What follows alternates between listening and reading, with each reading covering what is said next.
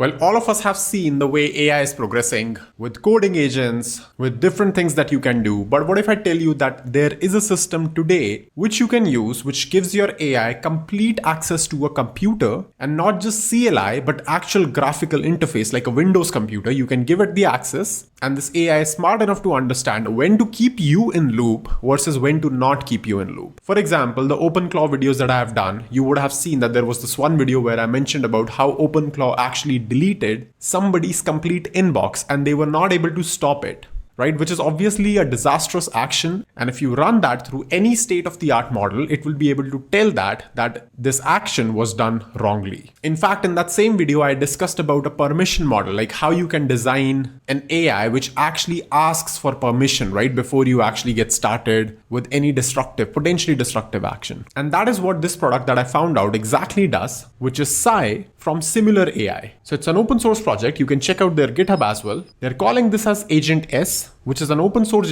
agentic framework that uses computers like a human. So again, if you're new to this, you might think it's something like OpenClaw, but this is actually much better than that because it has a built-in permission model and you can actually see in real time what the agent is doing. It's also one of the best frameworks or a best agent on OS World benchmark. And according to the benchmarks, it has actually bypassed or surpassed human level, like average human level success rate on the benchmark itself, which is decent. And plus, because it's open source, you can just get started with it right away. Now, while you can set it up on your own, what I'm going to do in this video is I'm going to try this out on my own account. So if you go to the link in my description, which will take you to this product, you'll also be able to sign up for a 7-day free trial using my link. So do check it out in the description below. But before that, let me show you how this works. So see, once you log in, you will have the ability to create these machines. I have already created one machine. And once you create a machine and start a new chat, you have a bunch of things that you can ask your agent to do. Now, I want you to think of this more as a workspace, as a coworker, which is always on 24/7. You can give it some work, close the browser tab, come back to it, and it will continue working. If it is idle, if it has nothing to do, it can just go back to sleep and then it can wake up again as needed. And as you can see, some of these examples that they're giving, search YC startups and connect with CTOs on LinkedIn. So it can technically use your social media as well. These automations or, something which is like time consuming, filling out Excel sheets, doing some research work that can be done only through a browser because of, the checks and the blocks that are there in place. Create a game and play it until you win, right? Again, like an interesting thing. And there are a bunch of more examples over here, right? So you can have your WhatsApp signed in, your Telegram signed in. So it's basically an isolated computer that is available to you. So you can not only just use it, but you can also sign in your accounts because it's not shared with other people, right? So I want to take it for a spin, right? I don't want to go through the simple examples that we can already do with basic Claude code and stuff. I want to do, for example, this LinkedIn thing because they have more incentive to block bots or, to have humans. So I just want to try out how Sai actually works out on this, right? So I'm going to click on this and let's see what happens. So we also have the browser here, the window here, over here. And as you can see, it has started to work, right? It has gone to the startup directory in Y Combinator and it is also showing me these steps. And at any point I can also like jump in, right? This is also interesting because it's very simple for me to see what exactly is going on. See, it's filtering by its Spring Batch. So it's exactly working like, how a human would just operate any random website, right? I'm sure like it's not hard coded to know how to work with Y Combinator website. And it's able to see like, we have a startup Indexable, which is a YC startup and it has found its profile. But I think like this guy does not has a LinkedIn profile, right?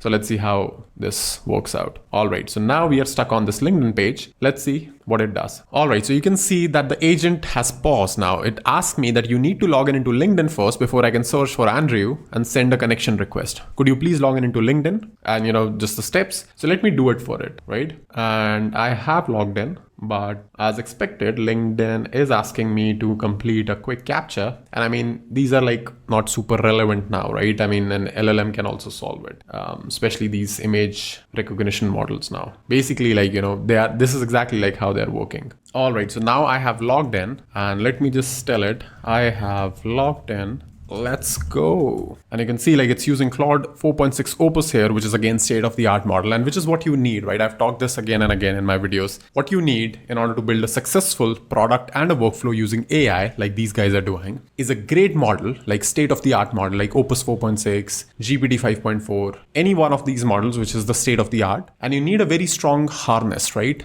which is where Similar AI and their product Sai also comes in, which knows like how to operate the operating system. How do you click, or where do you click, or what do you type, what do you do actually with the instructions that the user is passing. And as you can see, it figured out that this guy is not on LinkedIn at all, right? So it is now changing the company itself. So it found a different company now with 3 founders and their LinkedIn profile. Let's see what it's going on, what it's doing. And as you can see, it opened one of the people's profile. And look at this. This is the beautiful thing about Similar AI and their Sai product, is that the moment it found out the profile, it's possible. I mean, it's not really true, but it's possible that I really don't like the guy, right? Or I have some problem, some issue with the guy. And, I've just given it a task that you just have to send connection requests to every single one of them.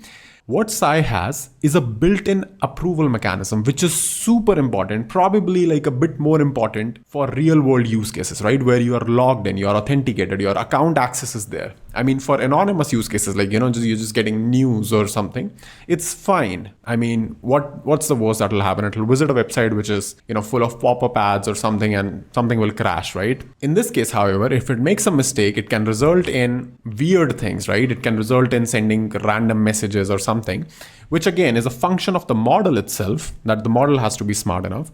But it's always good to have the security mechanism, which is missing from systems like OpenClaw and other providers, right? Which is super important. So I'm going to give it an allow once. So just to see like what does it do exactly. And you can see like it has now started to send the request, and it has decided to send a connection request without a note right now, right? So again, like something I could tell it ahead of time in the prompt itself is that, hey, I want you to personalize every request that you are sending by adding a note and making sure that it's super relevant to them. So do a little bit of research about them, their company, whatever first, then create a note and then send that, right? Which is basically the job of somebody doing this. And you can see like it's too careful right now. You can see it says me risky click detected. This may perform an irreversible action, which is again super duper cool, right? So it wants to do something, but their harness, the way they have architected the whole thing, came in between, and it asked me that whether I want to do it or not. So I'm going to allow it once for now. And there we go. The moment I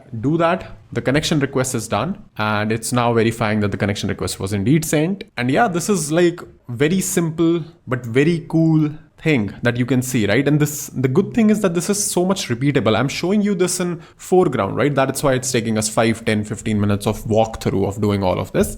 But in reality, what you have to do, I'm again like not saying that you have to do this because this would be considered spam, but what you can do is, I want 1,000 prospect leads on a business of my type, send all of them connection request, make it personalized. Once you do, put them in an Excel file and see if anyone responds. If they respond, you have to email me. You can just do the whole bunch of things, and then you can give it like access on what it is allowed to do, what it is not allowed to do. And you can just keep it running either in front of you if you're working, so you can work on something else. If it prompts you for a permission thing, it detects something risky that's about to happen, you can just take a quick look, intervene, get it done with, right? Or if you're seeing like, if it's just going in some wrong direction, what I liked about this is that you can also jump inside this machine itself, right? So I can just go over here, I can visit Google, for example, and this is like literally me. I am doing this, right? So you can just go ahead and start to take control of stuff also, which is again super cool. Another use case that I can think of for myself is I can ask it that, hey, just open my Gmail and go through all the emails that I'm getting and, just classify them, categorize them, add some tags on that. Now, sure, you can build a custom application, vibe coded, connected with Gmail APIs or whatever. The other thing is that you can literally give your AI the ability to do that in the first place, right? Which is what these smart systems are supposed to do. We don't want to build more software. We just want to eliminate the software in the first place. Your AI agent can come and tell you like, you have got 3 more sponsorship requests. How do you want them to handle it? And again, you're not just limited to one chat. For example, I can have this new chat button over here and I can do these multiple things as I'm working on the project or whatever I'm doing, right? You can have multiple machines as well running up. So you just don't have to have just one agent. You can have like multiple machines across multiple agents and co-workers which are running. So you can have sort of like a small team, right? One person, for example, is a marketing agent, which is supposed to just scrape through LinkedIn and, Reddit and whatever your news sources are, Hacker News, Twitter, whatever, and keep doing that under your accounts. You can have somebody else as a salesperson who's just sourcing for prospective leads, who's a good person, who's not a good person. You can have third agent working on Excel sheet or something. You can have even one agent that is doing programming for you, right?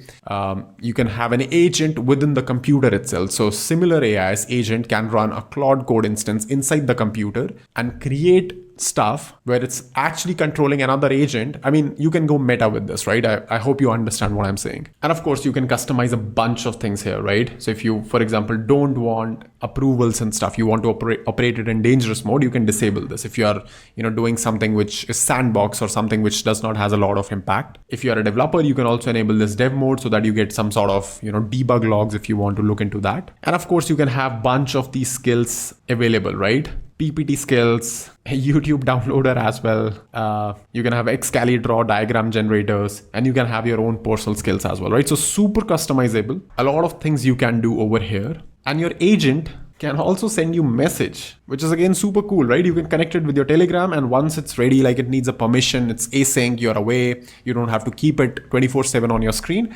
You can just add it over here and they will be able to communicate with you directly, right? And all of this is like basically simple setup, right? So I am on $20 per month access, but you can go ahead and start a 7-day free trial and then upgrade to just $20 per month access on their plan. And there are a lot of things over here. If you don't like Windows for any reason, you can also have a Mac system. So Sai is a super powerful system I found, which includes a lot of learnings from older traditional way of building automations on top of AI. And I feel like this is a great way for you to spin up like 15 machines if you know exactly what these agents are supposed to do. They will have their computer, they will have full access. There is no virtual machine setup, nothing of that sorts you have to do on your own. Just create an account, define some tasks, define a permission model, and let it work. Do check out Sai from Similar AI. That's all for this one, and I'm gonna see you in the next video very soon. If you're still watching, make sure you leave a comment, "I watched till the end" below to tell me that you were still here, and let me know what do you think about the video.